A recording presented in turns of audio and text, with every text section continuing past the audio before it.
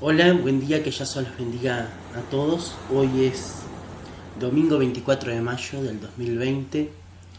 Bueno, ante todo contarles que ayer tuvimos un culto excelente de Santa Cena, Pesaj.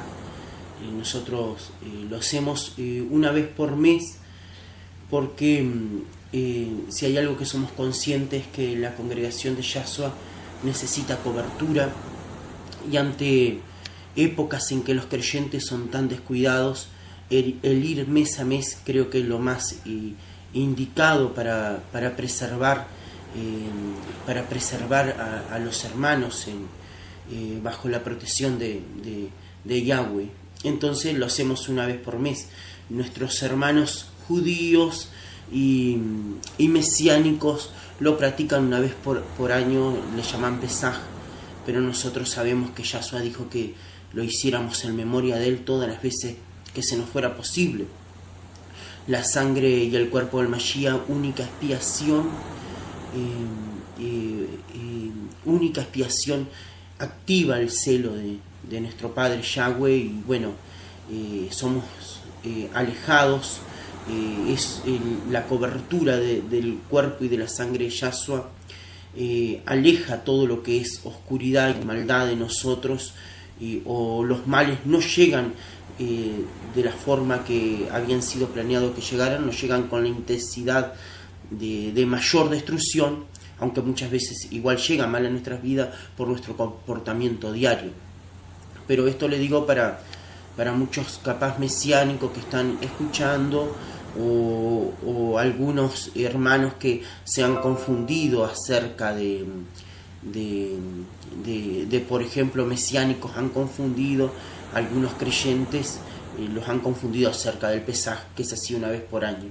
Pero Yahshua nos dijo que lo hiciéramos todas las veces que fuera posible, y hubo un nuevo pacto. O sea que los mesiánicos que creen en Yahshua HaMashiach tienen que darse cuenta que sí hubo un nuevo pacto, y que el viejo pacto queda cancelado en el nuevo pacto que se hizo. O sea que no puedo seguir creyendo, no puedo creer en Yahshua HaMashiach y vivir viejas tradiciones del judaísmo, o viejas tradiciones de la ley mosaica, sacándole validez a palabras que Yahshua dijo. Porque si yo voy a decir que creo en Yahshua HaMashiach y tengo todas esas prácticas que estuvieron correctas hasta el momento que Yahshua HaMashiach instituyó un nuevo pacto. Luego de haber sido instituido un nuevo pacto, una nueva manera que Yahshua HaMashiach instituyó, yo creo que tenemos que ser obedientes a ese nuevo pacto. Y bueno, tuvimos un culto hermoso. Yo siempre trato de decirle a los hermanos, y capaz el video se hace más extenso, porque voy explicando partes de la doctrina de a poco. En todos los videos explico parte de la doctrina de Somos por la Causa de Yahshua HaMashiach, pero siempre le digo a los hermanos, no digan que el culto estuvo lindo, estuvo feo. El culto es exitoso. La sangre y el cuerpo del Mashiach es para expiación. Dice la palabra que por la llaga fuimos curados, pero no tienen, en total fue por su llaga, o sea, por la flagelación del cuerpo de Yahshua, que nosotros alcanzamos la sanidad. Cuerpo y sangre, única sustancia para expiación de nuestros pecados. Y todos sabemos que el pecado nos separa del Adón, y por eso tenemos que practicar la cena del Adón todas las veces que se nos sea posible, tratando de llegar con una confesión de pecado sincero, y tratando de examinar nuestras vidas, a ver en qué hemos ofendido al Adón, para lograr los mejores resultados de la cobertura de Yahshua sobre nuestras vidas. Y bueno, y como les decía, tuvimos un culto exitoso, creo. Al principio dije hermoso, pero bueno, estamos sujetos a errores cuando hablamos. Es imposible no tener errores cuando hablamos, pero el culto fue exitoso. Yo creo que somos por la causa de Yahshua HaMashiach. Nuestra Keila, nuestra iglesia, tiene otro mes más de cobertura ante los ojos del Adón, y es muy importante vivir bajo la cobertura. Veo a los hermanos, ya recibí por ejemplo una carta de WhatsApp del hermano Adrián Cuello y me decía: estoy lleno de fe de Yahshua. Tengo algunos hermanitos que están privados de libertad, como Marcelo, que es de acá del Borro, cerca del Marconi, y bueno, y Masi, que su hermano Rodrigo tuvo un accidente, pero de la manera que se adaptaron. A veces me dicen: pastor, que Yahshua HaMashiach lo bendiga, y lo dice con la expresión correcta. Yo a veces me emociono de ver personas que intentan corregir. Yo le he explicado acerca del nombre blasfemo que es Jesús, y bueno, y veo que muchos tratan de corregir por Yeshua, pero no es Yahshua HaMashiach, sino sería el nombre de nuestro abacados, sería Yehuá, ¿no? Y si cambia por Yeshua, nuestro padre sería Yehuá, y lo que es ya hijo, ya padre, y el poder de Yahweh, que es el Ruach HaKodesh, o la Ruach HaKodesh, porque no importa la manera que nosotros decimos. Nosotros, por ejemplo, decimos en Juan 1 decimos: y al principio era el verbo, y después leemos en otra parte y dice: y al principio era la palabra. Entonces lo dice de una manera femenina y lo dice de una manera masculina, pero en verdad no tiene un género sexual, el Ruach HaKodesh, la Ruach HaKodesh. La manera que lo digamos no es un ser que tenga un sexo, y eso es algo que podemos decirle la Ruach HaKodesh o el Ruach HaKodesh, y lo estamos diciendo de manera correcta. Bueno, he recibido muchas consultas sobre algo que he enseñado en este tiempo, y quiero hacer el video un poco más corto para que los hermanos realmente puedan aprovechar el mirarlo completo. Yo sé que es difícil estar 40 minutos observando algo, y más en estos tiempos que salimos de una cosa para la otra, pero también comprendo los afanes diarios de las personas, aunque tendríamos que tomarnos un tiempo para recibir del alimento de vida. Una de las consultas que he tenido durante todo este tiempo es pastor, esa parte de la palabra que ustedes han enseñado en Osea 3, que si en caso que nosotros sigamos viviendo bajo el mismo techo, no se olviden que el perdón siempre debe existir. El perdón siempre debe existir. La palabra dice que para nosotros ser perdonados tenemos que perdonar. Eso es una parte que no se puede negociar. Si una persona, mujer o hombre, cometieron adulterio, nosotros tenemos que perdonar, porque es nuestro deber perdonar. Porque si no perdonamos, no somos perdonados. Pero ahí queda la opción de que si nosotros quedamos viviendo bajo el mismo techo, por ejemplo, el caso más cuestionable es el caso de la mujer, seguimos viviendo bajo el mismo techo.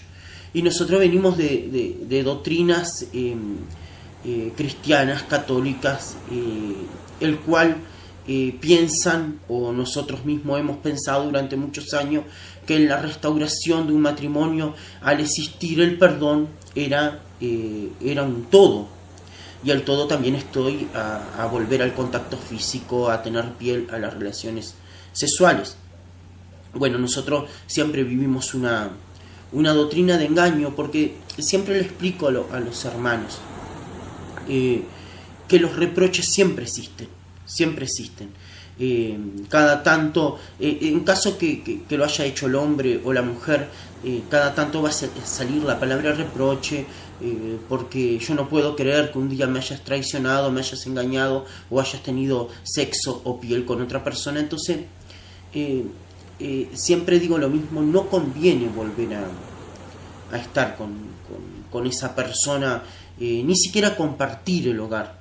Es como si quedaras rehén o esclavo, o que tengas que vivir al infierno o pagar la culpa con un cónyuge que toda la vida va a estar reprochando cosas.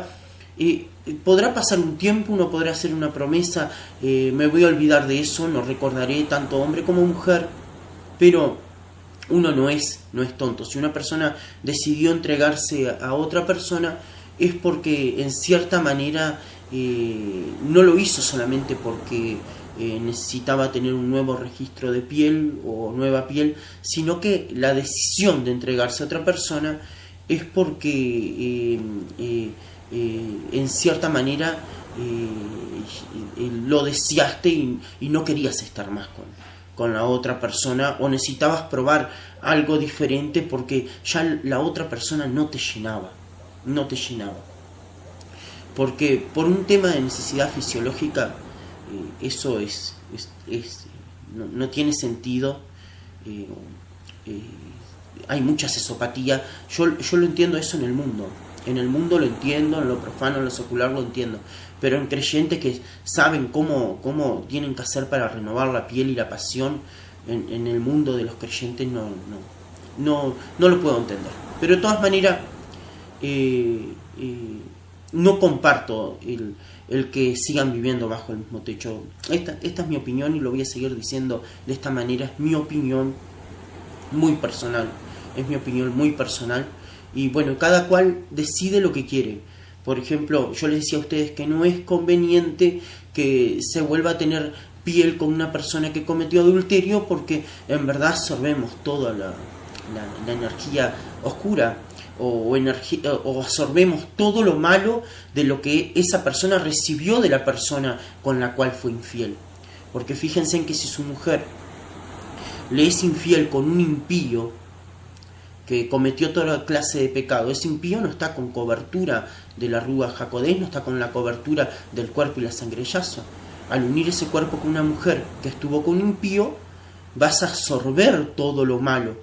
Dice que esto lo estoy diciendo a modo de información. No está en la palabra, pero si lo buscamos en la palabra, también lo podemos hallar, porque hay muchas maneras de encontrarlo. Dice que cuando una mujer recibe el fluido, que algo entra en ella y recibe los fluidos corporales de otro hombre, o otro hombre recibe los fluidos corporales de otra mujer, la información del semen del hombre queda pegado en el útero y en la matriz de la mujer. Ustedes capaz dirán, científicamente esto no se puede dar porque ya la estructura orgánica muere, sustancias se mueren y se van. Pero para el mundo espiritual, cuando somos mirados a través en el mundo espiritual, sean seres espirituales que provengan de Yahweh, o sean entidades o espíritus que provengan del mal, ellos tienen una forma de detectar la información que queda pegado a la mujer y al hombre, pero sobre todo a la mujer. Si la mujer le permitió que su amante, con el cual estaba traicionando a su marido, le eyaculara en su interior, ese registro del semen va a quedar toda la vida pegada a ese útero. Y ustedes dirán, pastor, científicamente eso no se puede comprobar, pero espiritualmente los demonios, los espíritus malignos y también los seres de luz que provienen de Yahweh pueden ver todo eso en el ser humano, lo pueden ver. Entonces, por eso yo les digo que conviene nunca más volver a tocar una mujer adúltera. Y por eso es que hemos hablado de Osea 3. Pero hay otra base bíblica sobre eso. Yo podría leerle todos los capítulos enteros, pero como sé la historia y sé lo que fue aconteciendo, no necesitamos ir recorriendo la escritura. Igual después leemos algunos versículos bíblicos para que aquellos que están bajo estructura religiosa, o aquellos que a veces piensan, hablan de los siervos del Adón, que hablan pavadas o hablan sobre información la cual no tienen, para romper esa estructura religiosa y esos argumentos que yo a veces digo a los pastores que son un poco más intelectuales, que buscan el conocimiento, siempre son los siervos más más envidiado, ¿no? O los que quedan atados bajo el legalismo o estructuras que no estudian ni buscan el conocimiento, a veces les sirven esos siervos. Dice la palabra que las personas buscarán siervos conforme a su propia concupiscencia, haraganes, personas que viven, que no buscan el conocimiento y viven una vida de pereza espiritual y de ocio, que no leen la palabra. Es justo que van a buscar personas que les llenen con palabras huecas y vacías, con poco conocimiento, porque no tienen sed de conocimiento ni tampoco quieren escuchar el conocimiento. Entonces lo desechan de una porque sus mentes no son luz y no están preparados para recibir luz, para sintetizar lo que quiero decir. Entonces pasó este caso. Vemos que Absalón empieza una usurpación. Esto lo podemos leer en el libro de Samuel, del capítulo 15 en adelante hasta el 20. Habla sobre el trabajo que fue haciendo Absalón para usurpar el trono de David, y eso lo saben todos. David se había rodeado de personas corruptas, había perdido un poco la visión en el Adón, había quedado en un estado de ceguera espiritual, y Absalón empieza a hacer todo lo posible para usurparle el trono a su padre. Bueno, esto es viejo conocido para ustedes.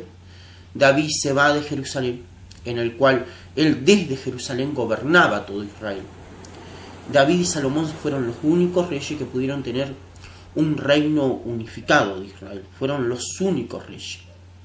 Después de Salomón, Judá tuvo un rey, Israel tuvo otro rey.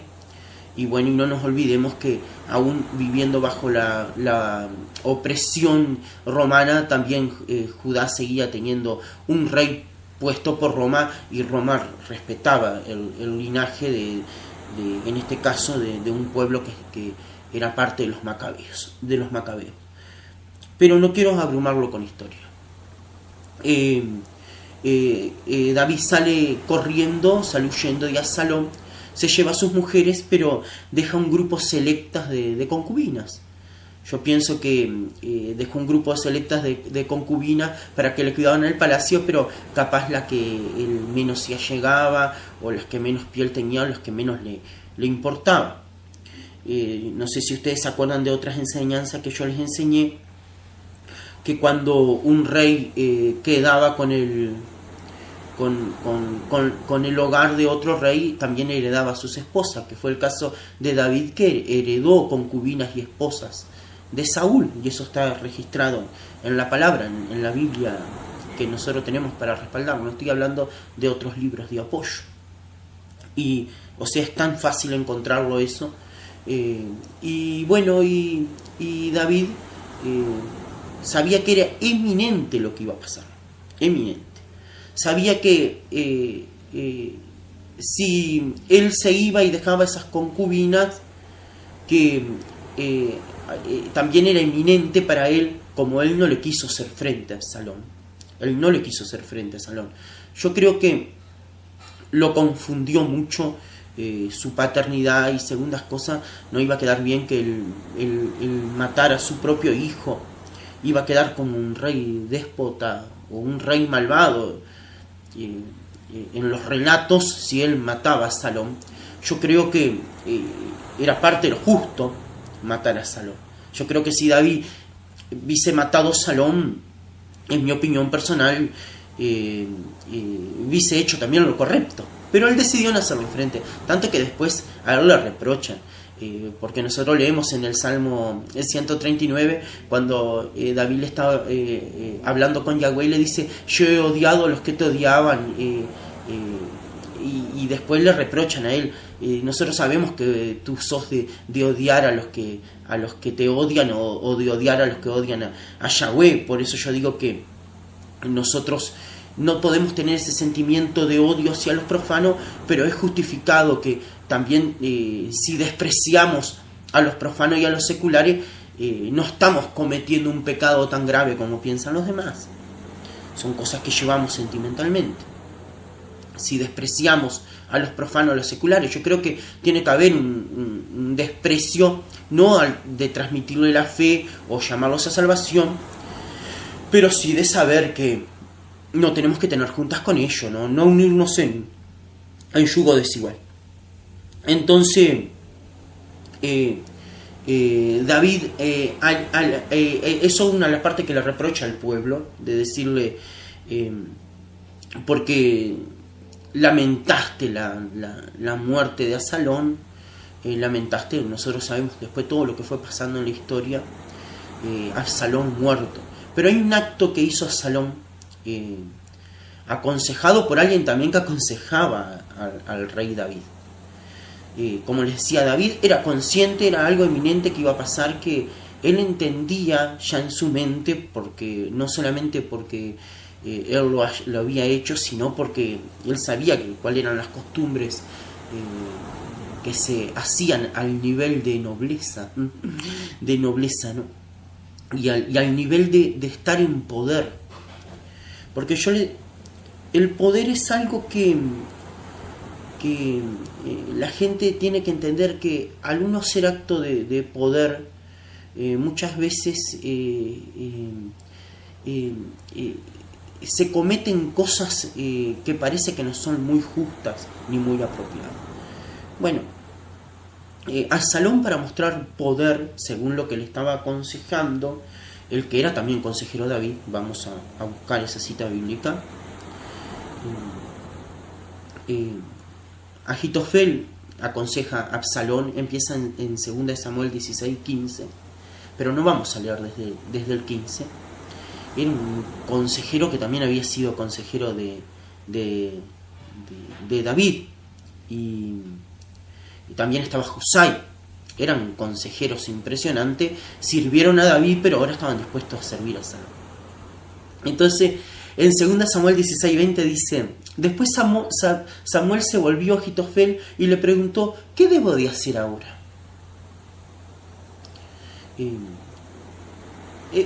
Lo pasamos por alto esto, pero sí el hecho después del consejo que le dio a Ahitofel. Le dice: ve y acuéstate con las concubinas de tu padre, contestó Ahitofel, porque él las dejó aquí para que cuidaran el palacio. ¿Vieron? Había una estrategia. David sabía que lo que iba a hacer el hijo. Entonces todo Israel sabrás que has insultado a tu padre, más allá de toda esperanza de reconciliación. Le iba a tocar los bienes ajenos, le iba a tocar las mujeres. Y el pueblo te dará su apoyo. ¿Vieron? Todo cuestión de poder. Es demostrar: bueno, papá, ya hice mi usurpación sobre vos, te hice un trabajo de año, aconsejé, te fui poniendo a la gente en contra. Ya todos sabemos cómo fue la rebelión de Absalón. No necesitamos mucho tocar el tema, pero acá estaba bajo el consejo de Ahitofel, y Ahitofel le estaba enseñando un poco lo que era entrar. Haber aconsejado, haber hecho toda la usurpación no significaba que él tenía poder, pero acá le estaba enseñando cómo ser un poder destructivo sobre su padre y generar odio por medio de esta acción, o generar eso, te falté el respeto totalmente, generar eso: no quiero más reconciliación, esto se terminó, papá, ahora voy yo por la mía. Y bueno, y ahí es cuando se concreta la usurpación, ¿no? Es lo que pasa hoy en día también con los hijos y los padres de los creyentes. A veces hoy no se acuestan con las concubinas los padres, pero sí se meten en la paternidad, le usurpan hijos mayores, a veces que tienen hermanos más chicos, puesto de acuerdo con Jezabel, ¿no? Con madres jezabélicas, le usurpan la paternidad a los padres, se hacen cargo de hermanos y todo con el apoyo de las madres, y le usurpan la paternidad. Pero esto es un tema que no tiene nada que ver con eso. Entonces todo Israel sabrás que habrás insultado a tu padre, más allá de toda esperanza de reconciliación, y el pueblo dará su apoyo. Entonces levantaron una carpa, o sea, sonríanse si quieren, en la azotea del palacio para que todos pudieran verla. Y Absalón entró y tuvo sexo con las concubinas de su padre. Absalón siguió el consejo de Agitofel, tal como lo había hecho David, porque cada palabra que decía Agitofel parecía tan sabia como si hubiera salido directamente de la boca del Adón. Entonces, no podemos justificar jamás la acción de Absalón, no hay manera. Absalón es todo impiedad. Absalón es todo impiedad. Absalón se convierte en un impío. Pónganle, si Absalón hubiese continuado su reino sobre Judá e Israel, hubiese sido un reino de perversidad. De perversidad, porque ya había sido no solamente demonizado, influenciado, sino que estaba totalmente posesionado. Ya era un siervo de Hasatán, ya era un títere de Hasatán prácticamente, ¿no? Además sus consejeros siempre le iban aconsejando cómo hacer el mal. Era totalmente destructivo. Eso es lo que pasa cuando hijos se tiran contra padres. Siempre hay personas que están aconsejando ahí mal, para que aún genere más odio contra el padre. Y si el padre tiene la astucia de tomar retirada de esas acciones, como hizo David, que fue astuto, tomó retirada, se fue, se terminó prácticamente suicidando Absalón, porque cuando iba en su carruaje se dio la cabeza contra una rama. Muchos dicen que también recibió un par de saetas ahí, que le tiraron saetas o dardos, que le tiraron algunos guerreros de la tribu de Benjamín. Pero más allá de todo eso, es lo que pasa cuando un padre no hace frente a un hijo usurpador o lo que sea. Eso pasa a nivel iglesia también, y no hablo solamente de la paternidad que te une por un lazo de sangre, sino que por aquellos hijos que también están en una congregación, los cuales tú fuiste el mentor y el legado. Yo he sido mentor de pastores, de copastores, he sido mentor de músicos. Muchos de ellos se han revelado, se han olvidado de quién los llamó, de quién fue su mentor, de quién le ha llegado un legado. Bueno, pero en verdad también pasan como si reciben un legado, tienen como ese grado de que, aunque sean personas mayores, hay un grado de paternidad sobre quién fue su mentor. Pero eso es harina de otro costal. Pero también está ese consejo malo. Si miré para este costado es porque estoy buscando en la Biblia. Si recibieron ese consejo malo, casi siempre es para generar más odio hacia su padre.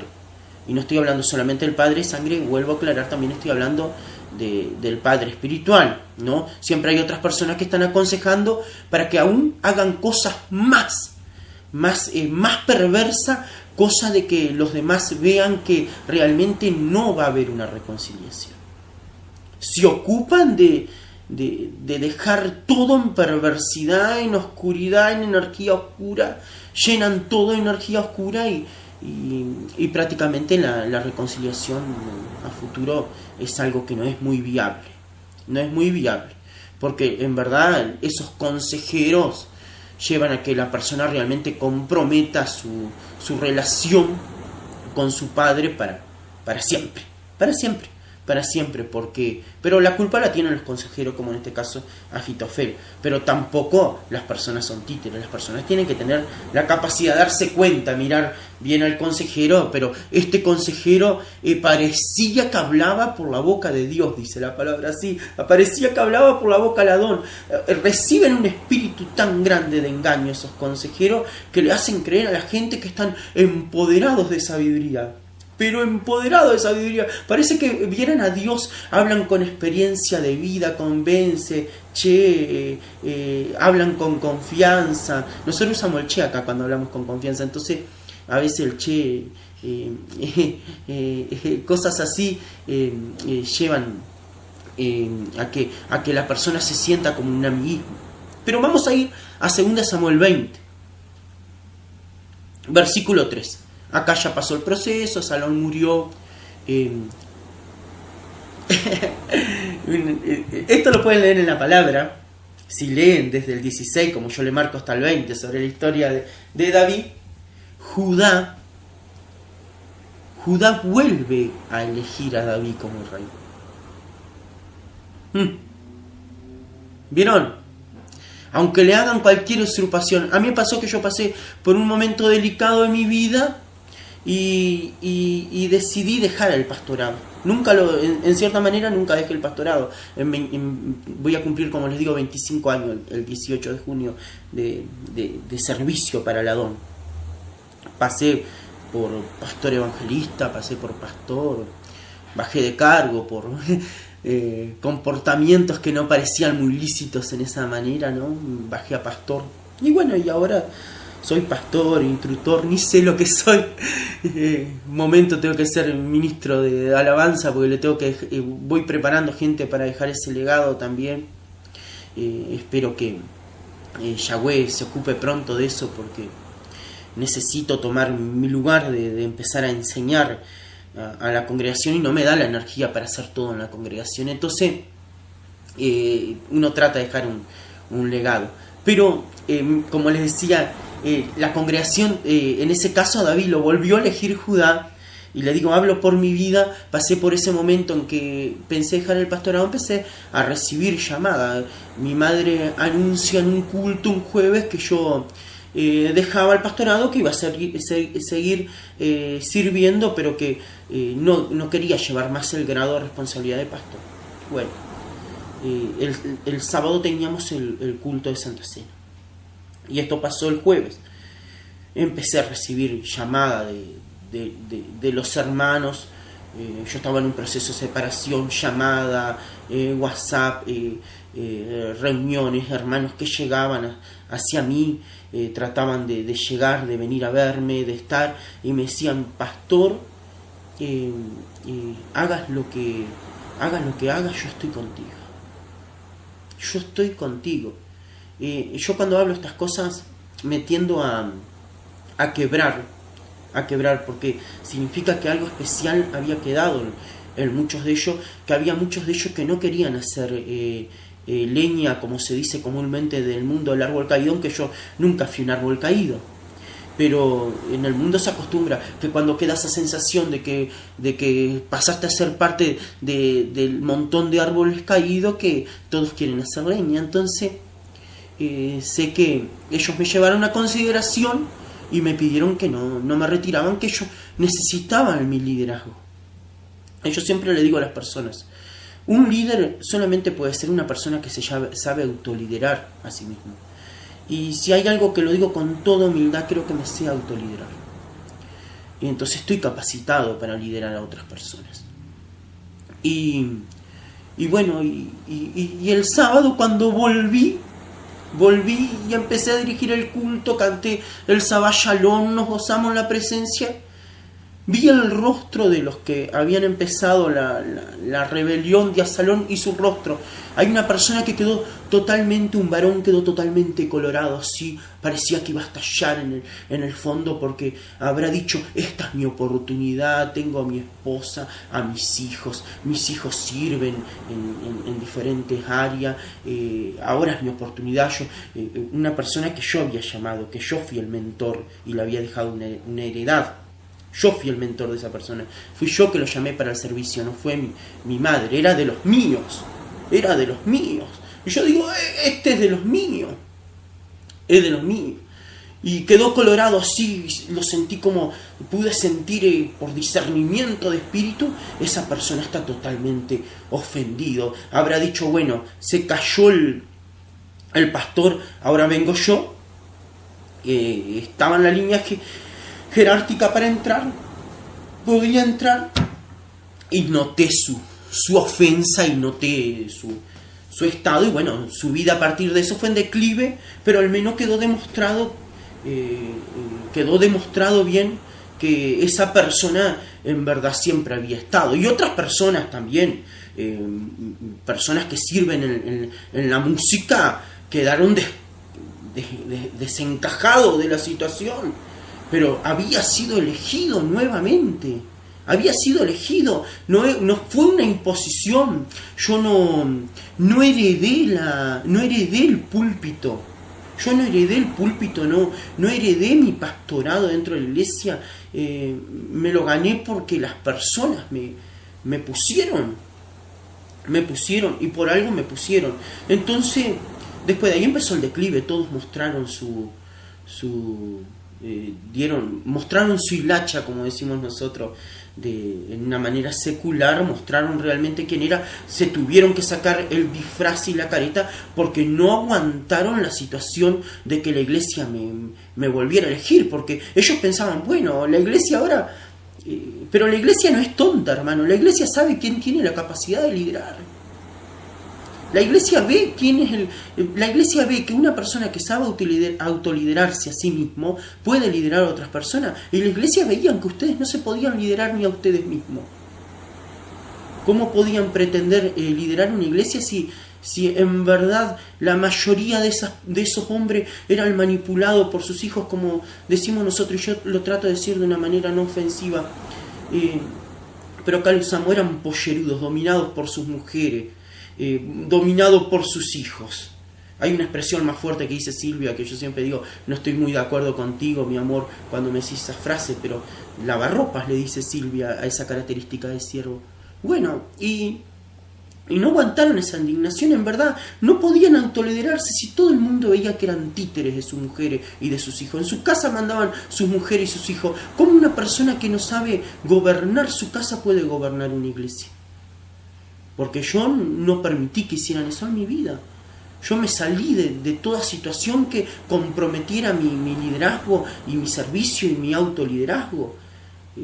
Cuando una cosa no da para más, se rompe, porque es lo peor ser la marioneta de hijos y de mujeres. Es lo peor. Eso demuestra lo poco varón que es un hombre. Lo poco varón, lo poco siervo. Y bueno, y esto es parte también ustedes me dirán, pastor, ¿qué tiene que ver todo esto? La usurpación de Salón. A ver, quiero entender por dónde viene la mano. Pero esto es parte también de volver a tener relaciones con una mujer que cometió adulterio. De recibir la mala energía. Es como que ahora yo le explico bien esa parte. Pero voy a volver al versículo 3 de 2 de Samuel.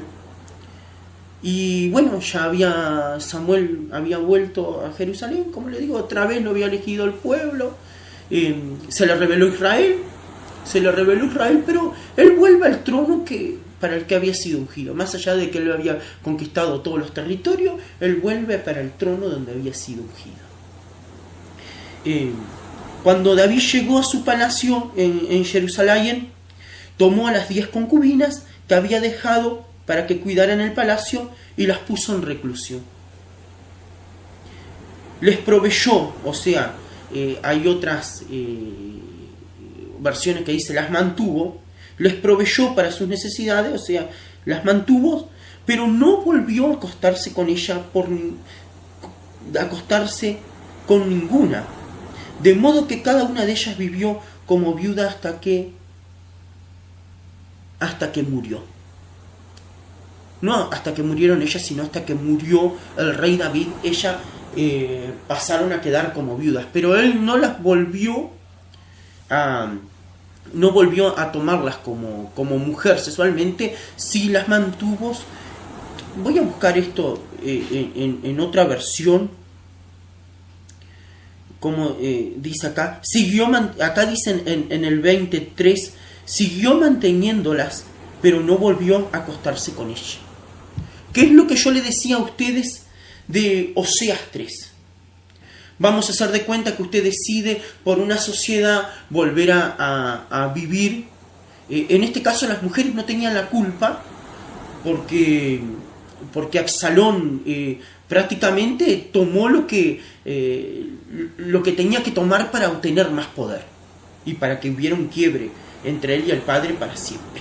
Él ya no quería reconciliación y le quería demostrar al pueblo que no quería reconciliación. Entonces llevó al extremo de la situación, al extremo de humillación que le quiso hacer a su padre, porque esto fue un acto para humillar a su padre. Pero lo que quiero dejar en claro de todo eso es que las tomó a esas mujeres, pero David no las volvió a tocar jamás. Porque no fue porque al él tomarlas inmediatamente pasaron a ser esposas de él. Como le digo, en el caso de que David heredó el hogar de Saúl en el momento que es rey.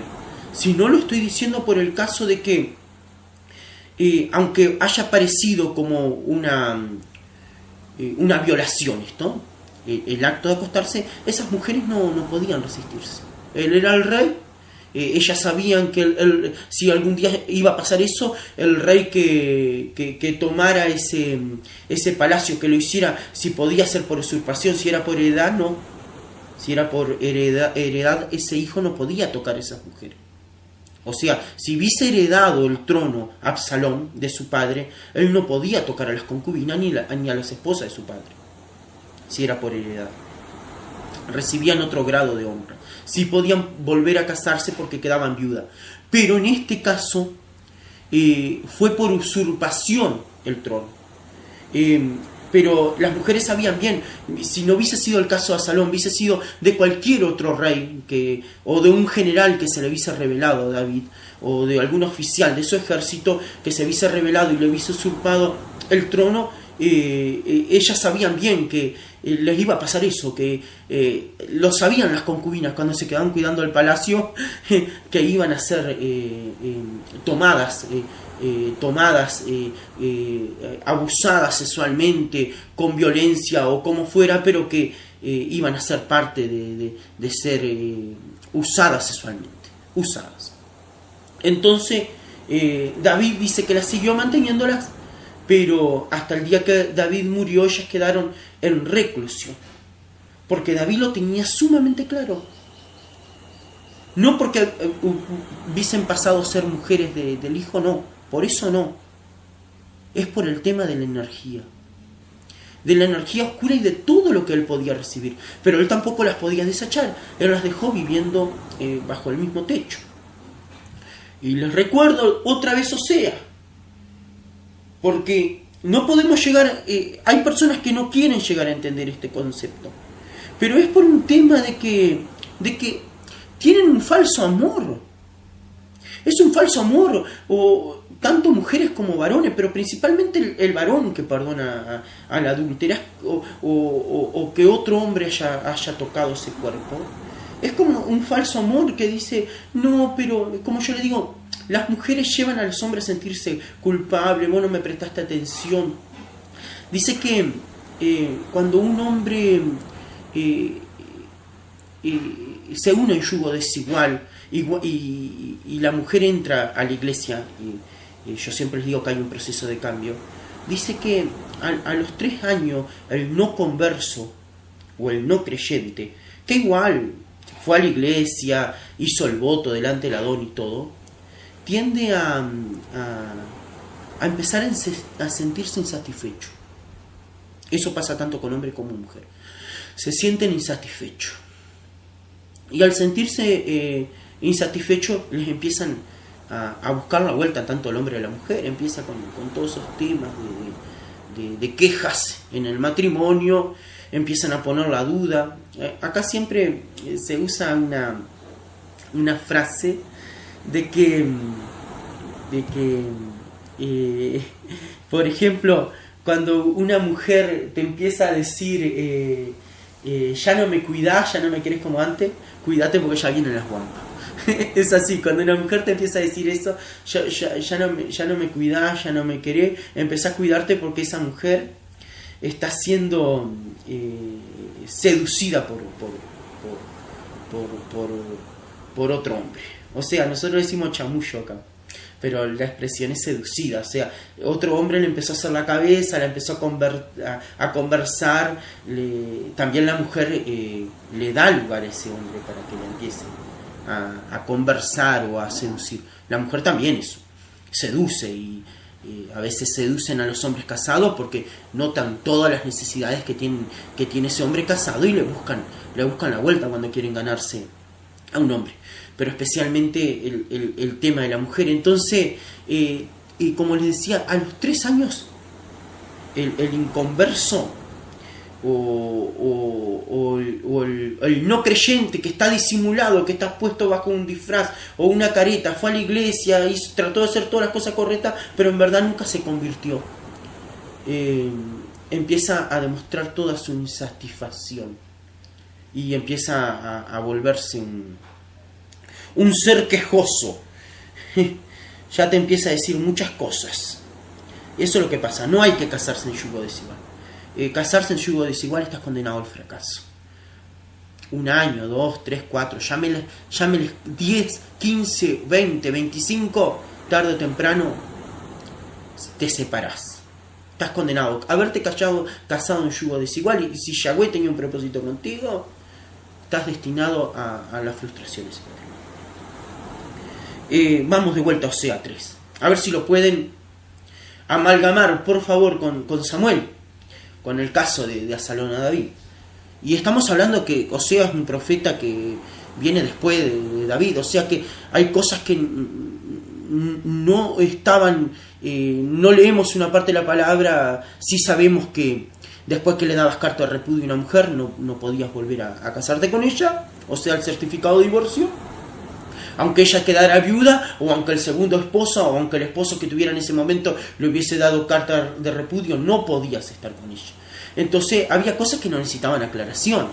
Tampoco necesitabas aclaración de que si encontrabas a tu mujer en el acto de adulterio y pasaba por el juicio correspondiente, no existía el perdón, era la lapidación, o sea que tampoco era viable o tampoco estaba dentro de las cosas que podían llegar a pasar de que existiera en ese caso el seguir viviendo con esa persona. No, eran cosas que no se daban, era imposible esa situación. Pero igual acá vemos la esposa de Osea redimida. Entonces el Adón me dijo: ve y ama otra vez a tu esposa, aun cuando ella comete adulterio con un amante. Yahweh le aclaró: esto ilustrará que el Señor aún ama a Israel, aunque Israel no era Judá. Israel siempre tendía a hacer las cosas mal. Estamos hablando de Siquén, de Samaria, la capital de Samaria que era Siquén, aunque se haya vuelto a otros dioses y le encante adorarlos.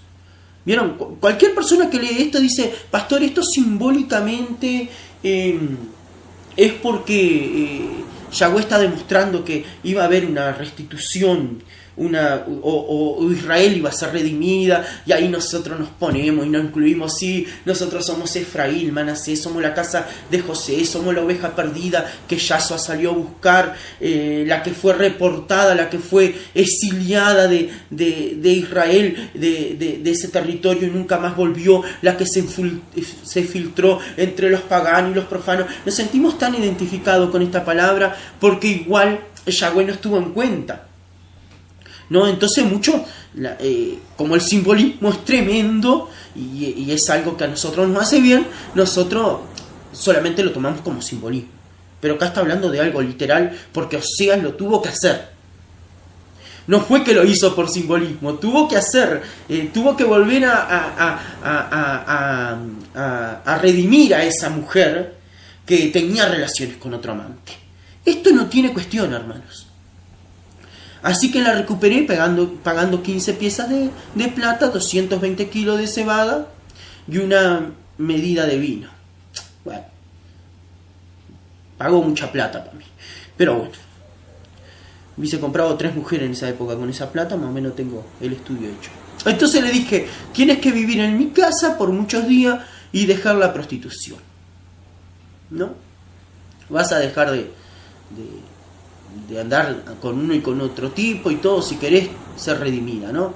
Durante este tiempo no tendrás relaciones sexuales con nadie, ni siquiera conmigo, ¿no? En otras versiones dice: nunca más te voy a tocar, ni nunca más te tocará otro hombre. Entonces no hay otra manera. Si querés seguir viviendo bajo el mismo techo, como yo te decía, conservar bienes materiales, hijo, tenés una sociedad, hay mucha plata en juego. Estamos hablando de mucha plata en juego, que se puede hacer una división, o hay que hacer la división de una empresa, y eso requiere un montón de cosas, hijos chicos que criar, el cual había metas de enviarlos a la universidad, que tenían un estilo de vida bastante bueno, ¿no? Entonces, por mantener esas cosas, y como yo siempre digo, en una separación, cuando uno hizo un voto de un matrimonio era porque quería tener una familia, un hogar, ¿verdad? Y en ese hogar se incluían los hijos vienen del amor, del deseo de formar el hogar con tu cónyuge, ¿no? Y los hijos son parte de eso, y es algo que siempre habría que pensar en los hijos. No habría que romper un matrimonio por cualquier cosa, como siempre digo. Pero en ese caso, los que más sufren siempre son los hijos. Tengan 30, 40 años, se separan los padres, los hijos sufren. Los hijos sufren. No hay edad.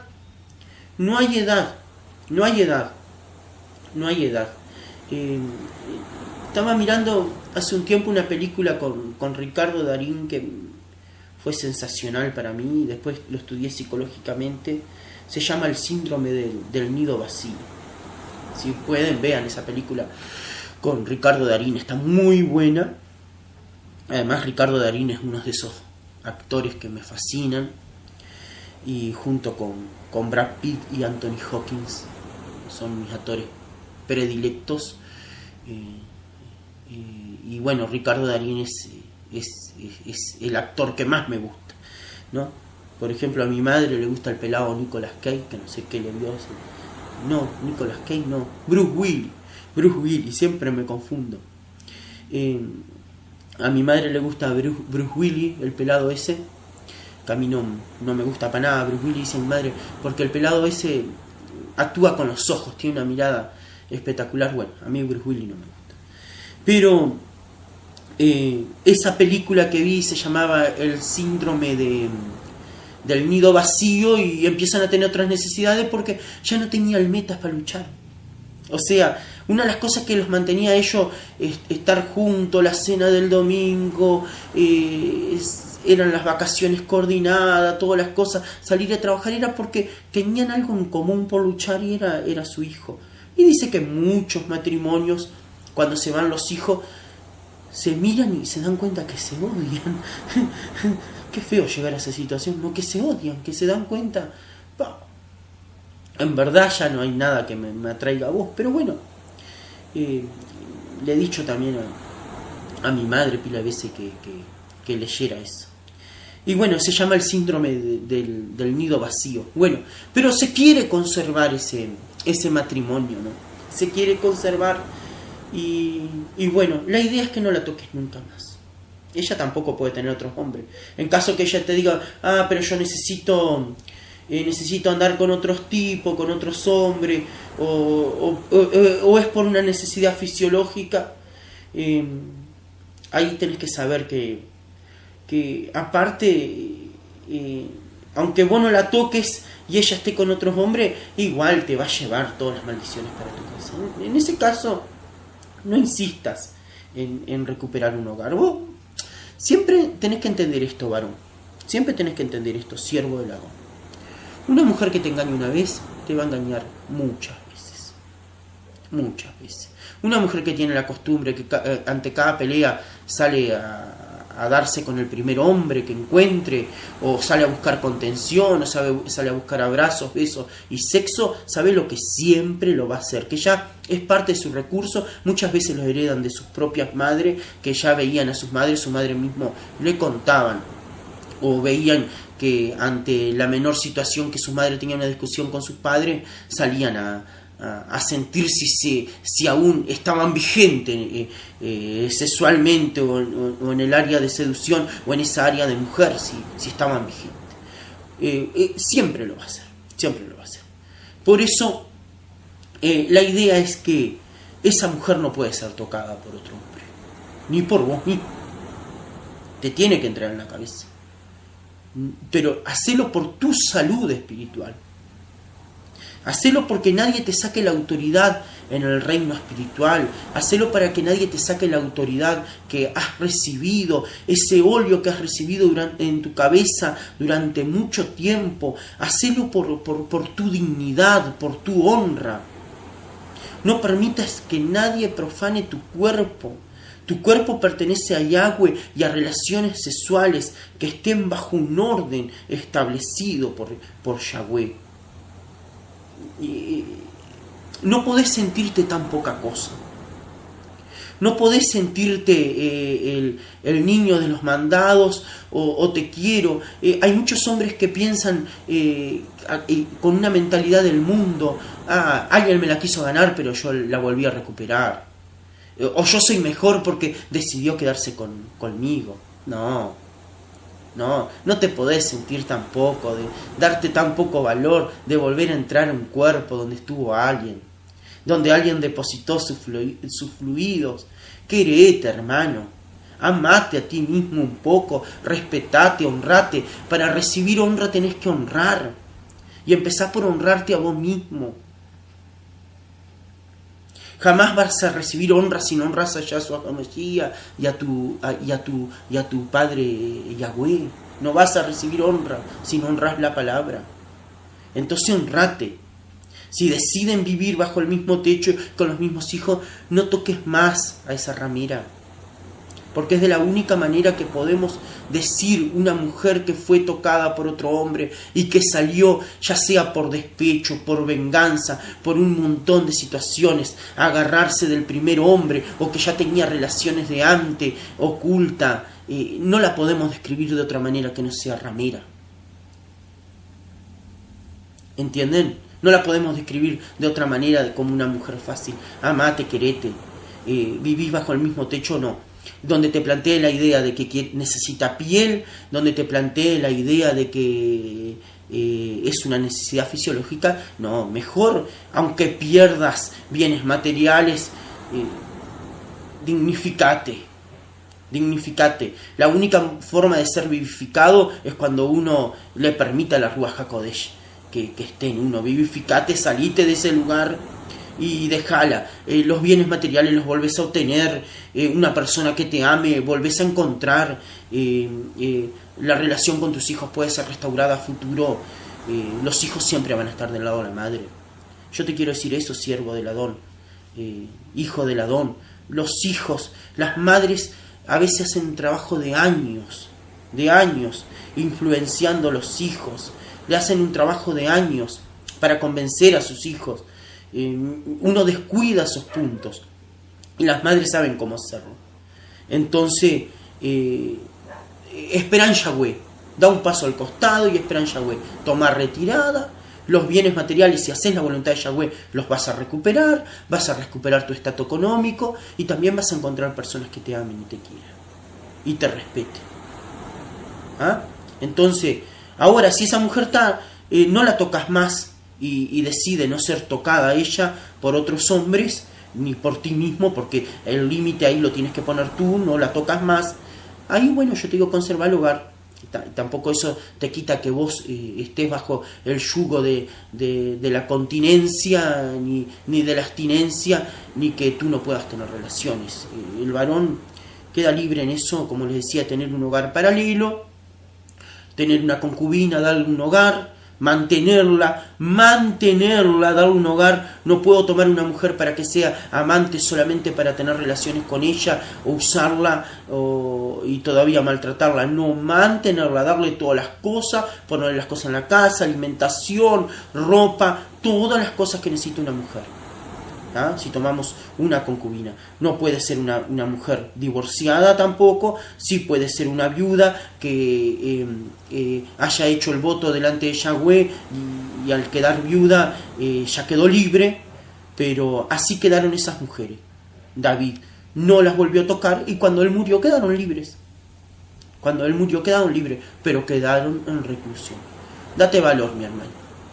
Que Yahshua HaMashiach te bendiga. Yo voy a tener una segunda oración. Glorioso Abacadosh Yahweh. Yo espero que la Ruach HaKodesh haya tocado el corazón de los que hayan visto este video.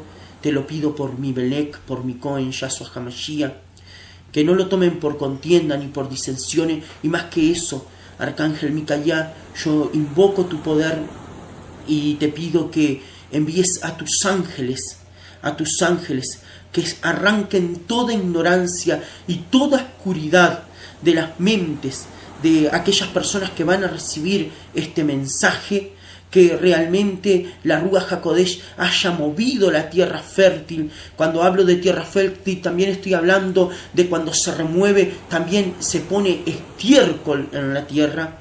Hay hermanos o personas que pueden estar escuchando esto, que están pasando por situaciones malas en su vida, o sea que su tierra ha sido removida y están llenos de estiércol, de situaciones y de circunstancias adversas. El estiércol puede ser enfermedades, el estiércol puede ser problemas financieros, pero todo puesto para que se aferraran a ti.